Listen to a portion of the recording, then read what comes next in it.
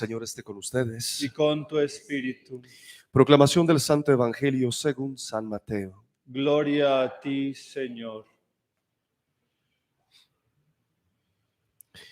En aquel tiempo dijo Jesús a los sumos sacerdotes y a los ancianos del pueblo: escuchen otra parábola. Había un propietario que plantó una viña, la rodeó con una cerca, cavó en ella un lagar, construyó una torre, la arrendó a unos labradores y se marchó lejos. Llegado el tiempo de los frutos, envió sus criados a los labradores para percibir los frutos que le correspondían. Pero los labradores, agarrando a los criados, apalearon a uno, mataron a otro y a otro lo apedrearon. Envió de nuevo otros criados, más que la primera vez, e hicieron con ellos lo mismo. Por último, les mandó a su hijo diciéndose: tendrán respeto a mi hijo. Pero los labradores, al ver al hijo, se dijeron: este es el heredero, vengan, lo matamos y nos quedamos con su herencia. Y agarrándolo, lo sacaron de la viña y lo mataron. Cuando vuelva el dueño de la viña, ¿qué hará con aquellos labradores? Le contestaron: hará morir de mala muerte a esos malvados y arrendará la viña a otros labradores que le entreguen los frutos a su tiempo. Y Jesús les dice: ¿no han leído nunca en la Escritura: la piedra que desecharon los arquitectos es ahora la piedra angular? Es el Señor quien lo ha hecho. Ha sido un milagro patente. Por eso les digo que se les quitará a ustedes el reino de Dios y se dará a un pueblo que produzca sus frutos. Los sumos sacerdotes y los fariseos, al oír sus parábolas, comprendieron que hablaba de ellos. Y aunque intentaban echarle mano, temieron a la gente que lo tenía por profeta. Palabra del Señor. Gloria a ti, Señor Jesús.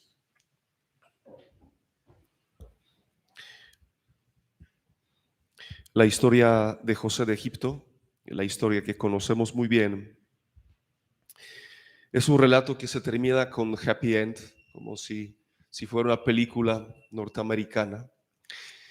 Y acercándonos a los relatos de la Biblia, obviamente nosotros podemos pensar en lo que había ocurrido hace muchos años, muchos siglos atrás.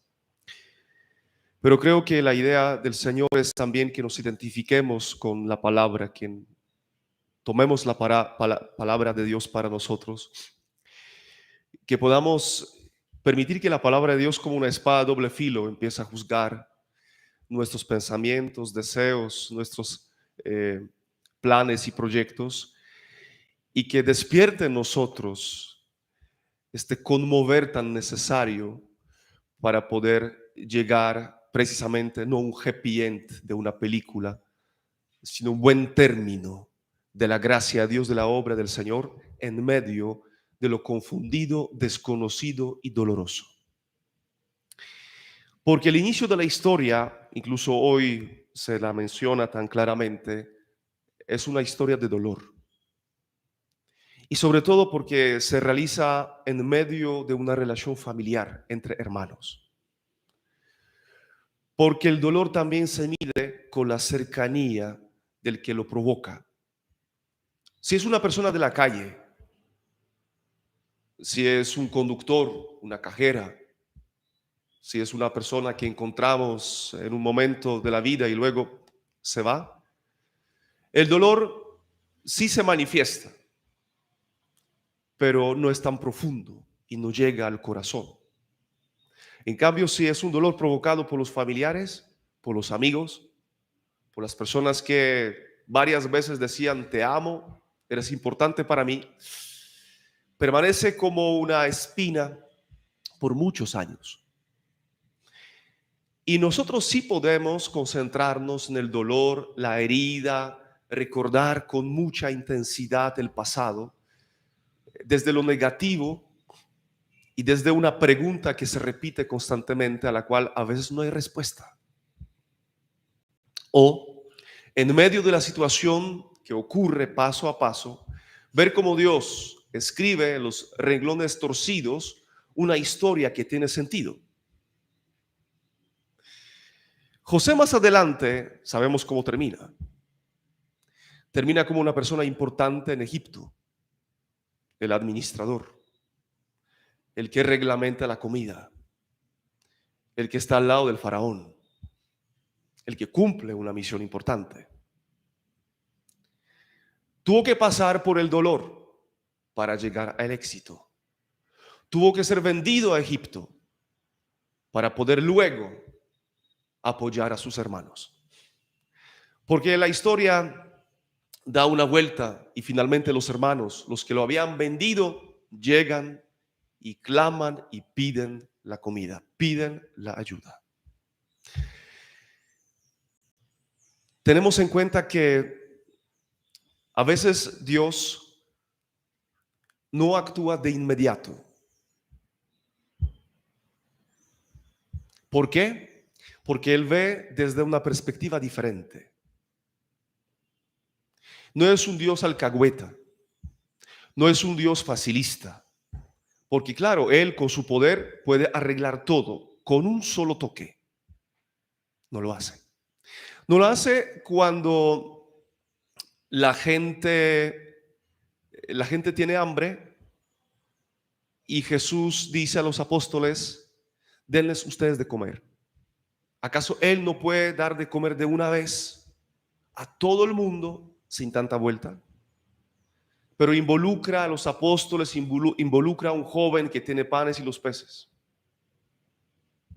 ¿Jesús no puede devolver el vino en Cana de Galilea de inmediato? Claro que sí. Pero quiere que los servidores de las bodas de Caná echen el agua en las tinajas. Cuando Pedro camina sobre las aguas, la historia se hubiera podido realizar diferente. Si el problema es la tormenta, ¿no es más fácil quitar la tormenta, apaciguar el viento? Y Jesús le dice: ven, camina en medio de la tormenta, escuchando mi voz y contemplando mi presencia. A veces queremos que Dios nos libere de los problemas y Él no lo hace. No nos libera de los problemas, sino de la capacidad para superar los problemas con la gracia de la sabiduría, perseverancia y la paz interior. Porque dentro de la filosofía, economía, espiritualidad, hay un principio. Y el principio está en nuestra personalidad forjada de virtudes. Entonces lo mismo pasó con José.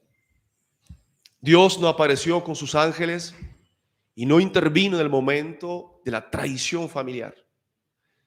Pero como sabemos que Dios actúa en todo a favor de los que lo aman, así se manifestó poco a poco en la historia de José.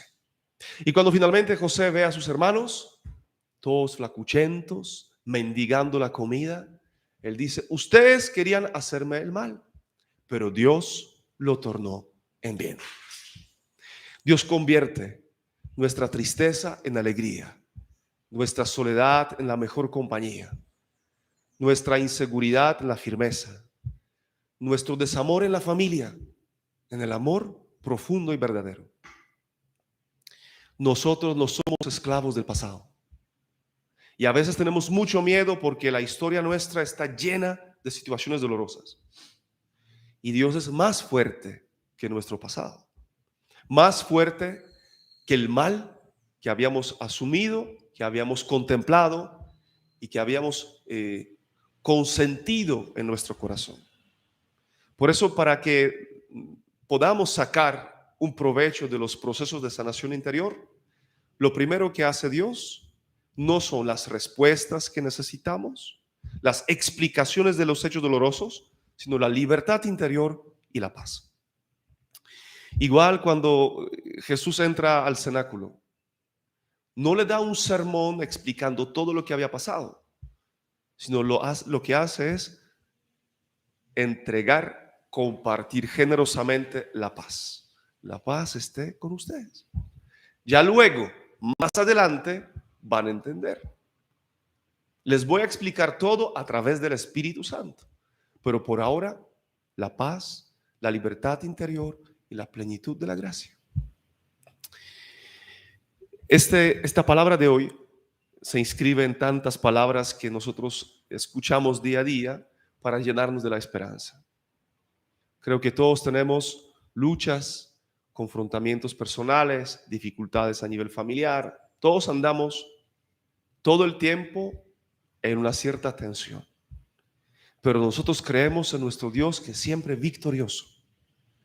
El Señor que siempre tiene la última palabra. Entonces, la esperanza que hace con nosotros. La esperanza dirige nuestra mirada espiritual que se ancla en el pasado para llevarla hacia el futuro. Y aunque no veamos nada y nuestra mente quede nublada, pero la esperanza nos dice, Dios te va a ayudar. Dios tiene la respuesta. El auxilio nos viene del Señor. Porque si nos quedamos mirando hacia atrás, si quedamos contemplando el pasado, no avanzamos. Que el Señor hoy, con su gracia, la gracia de la Eucaristía, la gracia de su Espíritu, de su amor y misericordia, nos acompañe también en todos los momentos donde percibimos tantos líos y tantas dificultades a nivel familiar, matrimonial, emocional, laboral, económico, y que nos permita ver con esperanza esta respuesta que Él tiene y en el momento adecuado Él compartirá con nosotros.